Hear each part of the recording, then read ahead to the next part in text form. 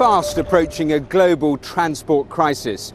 As more people need to travel further and faster than ever before, conventional trains, planes and automobiles simply won't see us through future decades. It's the end of the road for transport as we know it. And the question is, what will come in its place?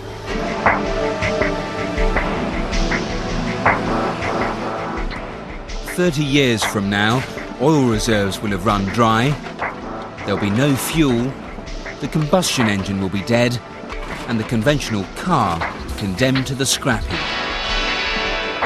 A bleak future? Well, perhaps not.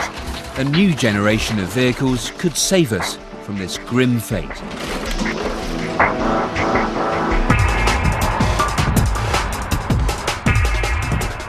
I like this car. It's very quiet. The response of the accelerator is very good. This car drives like any other. Its top speed is 150 kilometers per hour, and it can travel some 450 kilometers before it needs to refuel. But when it comes to the engine, it has more in common with the space shuttle than its petrol-powered cousins.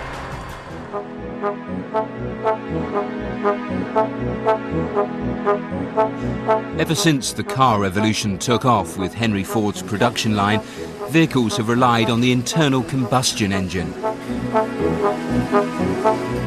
As we start the 21st century, it's still at the heart of the car.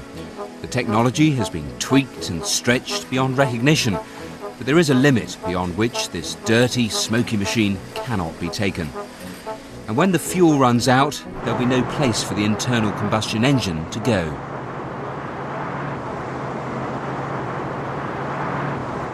And that's where the Neckar 4 comes in. It's the latest in a series of alternative power cars to be developed by Daimler Chrysler. It's an electric car, but unlike any that has been seen before. Until now, these cars have been weighed down with heavy batteries. They can manage only low speeds over short distances and need to be recharged for long periods. So Daimler Chrysler decided to take a different approach. What if the electricity was made on board the car itself? And what if it could be generated using the most abundant fuel of all, hydrogen? We need here no fossil fuels.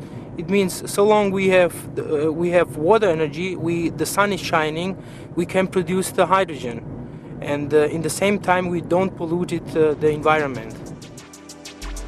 The electricity is made inside a fuel cell, a box where hydrogen and oxygen are combined to make water. During the reaction, energy is released, electrical energy that can be harnessed to drive the car. When you push the accelerator, the hydrogen goes through this tube into the gas channel, and it provides our fuel cell with hydrogen. From the other side, we supply the oxygen from the air, and we let it react it inside the fuel cell to electricity.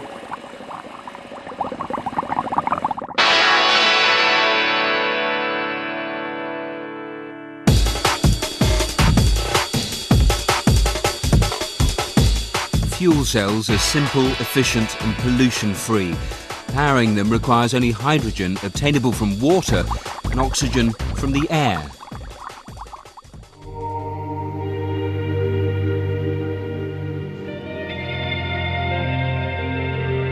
Which is why one country with plentiful supplies of both is planning to convert its entire transport system to fuel cells. High in the North Atlantic is the country of Iceland. A clue to why they're thinking so radically can be found on the farms of men like Olaf Eggersten. His farm has its own generator, the cowshed is air-conditioned, feed is dried, and there's even a hothouse where he can grow Mediterranean fruits. And the energy to do this costs next to nothing.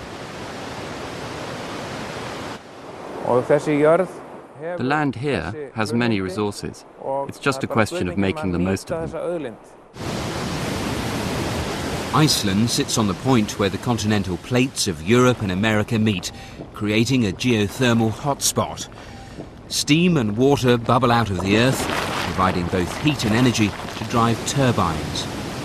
Elsewhere, there are abundant waterfalls from melting glaciers, providing non-stop hydroelectric power. Iceland already generates 2/3 of its domestic power from these waterfalls and geysers, yet this uses just 1% of the country's natural resources. So, these two men, Hjalmar Arnason and Bjorn Skulason, plan to tap this energy source further and produce hydrogen from water, taking Iceland, and perhaps the rest of the world, out of the carbon economy completely. With respect to all the sustainable energy we have here around us and the manpower we have in Iceland, I believe that Iceland will become the first hydrogen society in the world. Arnason is a member of Parliament and a visionary, and he heads a committee that is dedicated to making his dream a reality. He and Skulason have set up a company to draw up the blueprint for Iceland's future, and perhaps the future for the rest of the world. And they've been captivated by the Nekkar project's success. The changes with fuel cells could be, to begin with, the buses and the such vehicles. Then you have passenger cars developing, and hopefully the automakers will be mass producing fuel cell vehicles in 2004 or 2005. Hopefully, shortly after that, we will have mass production of ships which could be powered by fuel cells. In the long run, we could also power airplanes with fuel cells or with hydrogen, since already all space shuttles and so on are powered by hydrogen. To fuel this ambitious plan, Iceland is going to need to produce hydrogen on a large scale. But with nearly unlimited geothermal and hydroelectric power to hand, it'll be in a position to manufacture the gas cheaply and in bulk. And that's not all. What is more, we see that within not many years, we might start exporting, and we will pretty soon start exporting hydrogen from Iceland to the international market and obviously make money. Perhaps we will end like Kuwait of the North. That is our future dream. Within 20 years, every car, truck and bus in Iceland will run on a hydrogen-powered fuel cell.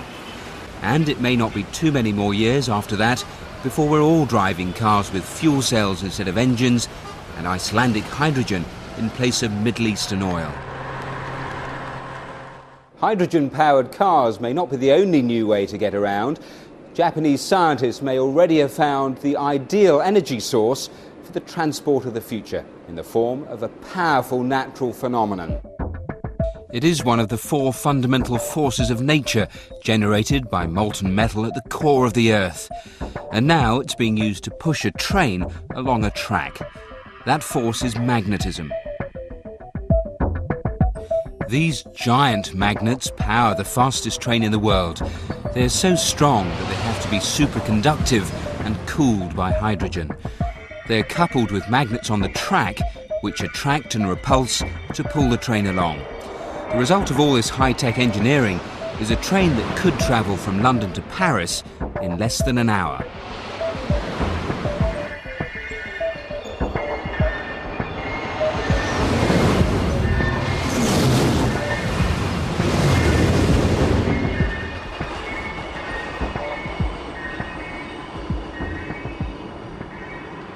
We have developed the maglev with a top speed of 500 kilometers an hour for commercial use.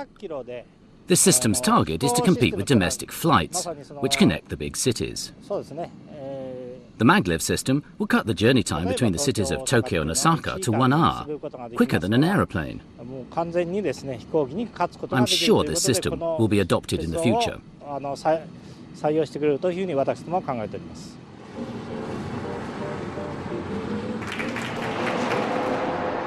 If this sounds familiar, it's because it is. Magnetic trains have been around since the 1960s. The desire for high-speed intercity links pushed everyone to look for alternatives to the traditional rail system. A floating train seemed the answer. Using magnets to levitate the vehicle above the track removed friction, and the electromagnetic repulsion that drove the train forward was pollution-free and virtually noiseless.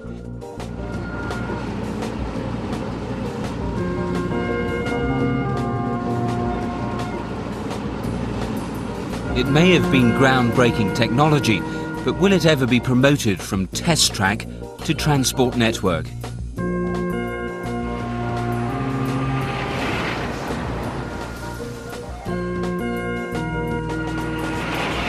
In 30 years of working with maglev, Professor Tony Eastman has closely followed its development. Maglev has been around for a long time, but it's not yet really found application. I think the costs of it are such that people have been very hesitant to commit to an implementation. In the meantime, maglev was still being tested, and tested, and tested, without ever making the leap to fee-paying customers. The reason was cost. Maglev is exceptionally expensive, and the comparatively cheap traditional trains were becoming almost as fast. High-speed rail systems have really closed the gap. They have now advanced to 300 kilometers per hour and can go to 320 or perhaps 350 kilometers per hour. I believe that high-speed rail is a more economical system, while not quite so fast. The increased costs that one has to pay for maglev are just not worth the reduction in trip time that such a system could offer. Super-cooled, super-powered magnets may provide speed, but at a price. The technology was simply too expensive to be of practical use. But now, maglev may have found a new lease of life, not at 500 kilometers per hour, but at 50. Congestion and pollution plagues every modern city. Roads cannot cope with the numbers of cars and buses, and metros are oversubscribed. What our cities desperately need is a new high-tech public transport system. Maglev also, I think, does have a lower speed application. Japanese company HSST has got, in my view, a technology which has got nice characteristics for urban applications. It's the type of system that could be used for downtown people movers to provide a linkage of downtown buildings. It may not be as swanky as its big brother, but HSST works on exactly the same magnetic principles as its high-speed sibling. It turns out that all the characteristics developed for speed are also useful in an urban transport system. Gripping the track provides safety. Magnets are non-polluting, and magnetic force can even cope with the most extreme weather. And because it's slower, it doesn't need powerful and expensive magnets, but smaller ones that can be laid on the track for a fraction of the cost. We have developed it as a high-speed urban transportation system with a top speed of 100 kilometers per hour. As it's floating, there is very little noise or vibration, and there is no pollution, which means it is an ideal transportation system for the city. HSST is operating trains with 3 carriages. These trains do not have drivers. This plan has already been put into effect, and I believe it will be a very important transport system in the 21st century. In 20 years' time, I think that low-speed maglev rail systems will be really providing urban people mover type systems. With commuters in some parts of the world already spending up to 3 hours a day stuck in traffic, HSST could offer a unique solution to gridlock. What started as an expensive experiment may yet prove to be the answer to our urban transport problems. However smart these ground transport solutions, they alone won't be enough to solve future transport problems. Perhaps it's time to look to the skies. But today's aircraft won't be able to cope with the ever-increasing number of passengers and cargo. and the high-tech alternatives, the rocket ships and space planes we've been promised, are still firmly in the realms of science fiction. Which is why some scientists believe we may already have the solution right under our noses, in the shape of a 100-year-old idea. The airship. Quiet, spacious, environmentally friendly, and able to carry hundreds of passengers or tons of cargo.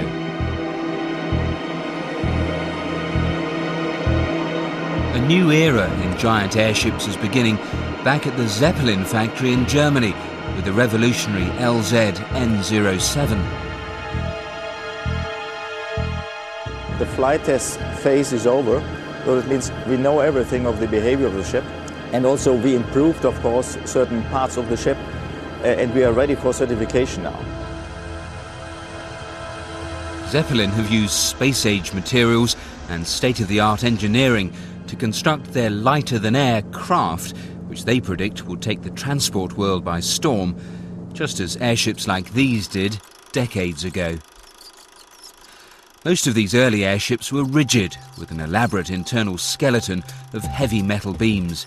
Their huge envelopes were filled with the lightest gas, hydrogen. But this design was fatally flawed. When the Hindenburg exploded into a fireball, it was the beginning of the end for the airship. As a result, today's airships, nicknamed blimps, have no practical use for transportation and are seldom more than floating billboards for advertising. Their simple structure is non-rigid, where only the internal pressure of the gas maintains the shape of the envelope. The Zeppelin have pushed the boundaries of airship technology even further. Their new design is more than just a bag of gas, like a blimp, and lighter and more manoeuvrable than rigid airships. It combines the best of the past with the best of the present to create a revolutionary design for the future. Dr. Strata, Zeppelin's CEO, explains. This is a totally new approach, of course. The old Zeppelin was a rigid structure. The disadvantage of this structure is, of course, the weight. And if you're going to the aviation, always weight is a critical parameter. And therefore, we looked for extreme lightweight design and construction. This is carbon fiber, and that's the lightest material. And that means most of the parts are used from this or made by this material. And the rest, where we need another stiffness parameters, is made from very light aluminium, of course. Everything which is common in aviation and space industry. I ask always people visiting the company what's the estimation of the weight. And their estimation is 500 kilos, 700 kilos. In reality, it's 95 kilos. So that means you can see the differences. The Zeppelin's revolutionary design isn't just light. Its new propulsion system gives it greater safety and manoeuvrability than ever achieved before. We designed a new propulsion system. And you see propellers.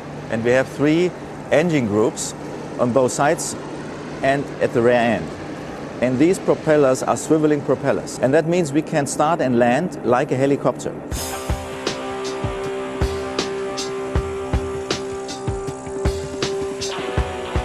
This increased manoeuvrability, together with a state-of-the-art cockpit, makes the once dangerous takeoff procedure now both safe and simple.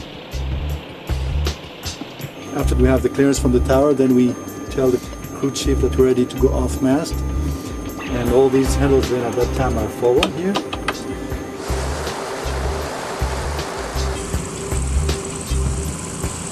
And then as we're ready to take off, we lift the vectors and give power with these. Then the ship lifts almost vertically. Zeppelin's new airship can transport 12 passengers at cruising speeds of 80 miles an hour. Future models could carry many more. But when it comes to solving future transport problems, Zeppelin's new passenger model is just the beginning. The real challenge for the future is cargo transport. If the burden of moving goods and machinery around the world could be taken off the roads, it might make travelling for the rest of us much more bearable.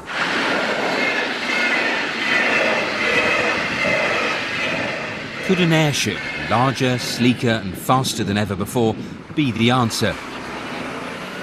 It seems so. Brand Air Force Base in the former East Germany, once home to Russian fighter aircraft during the Cold War, is now a centre of airship excellence. Here, engineers have plans to build the biggest and most ambitious airship yet.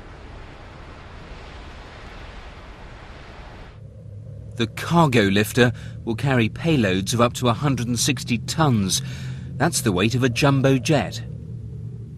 The cargo lifter is the basic idea to combine an airship with a crane system. The major job they will do, they will transport heavy lift outsized goods. Just to give you a comparison, the size of the goods is about 50 meters long, 10 meters wide, 10 meters high. So this is a 3-store building actually, what we can transport.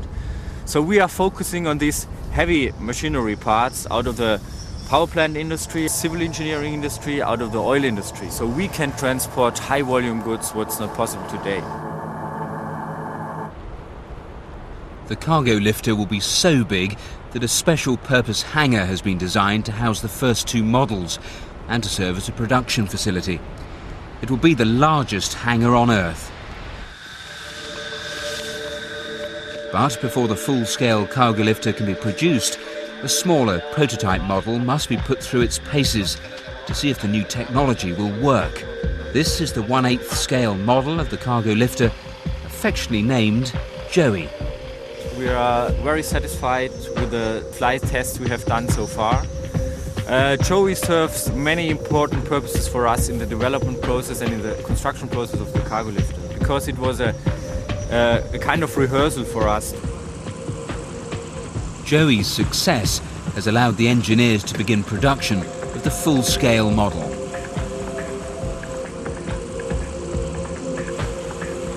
These airships will provide an environmentally friendly, efficient and elegant way of ferrying vast cargoes around the world.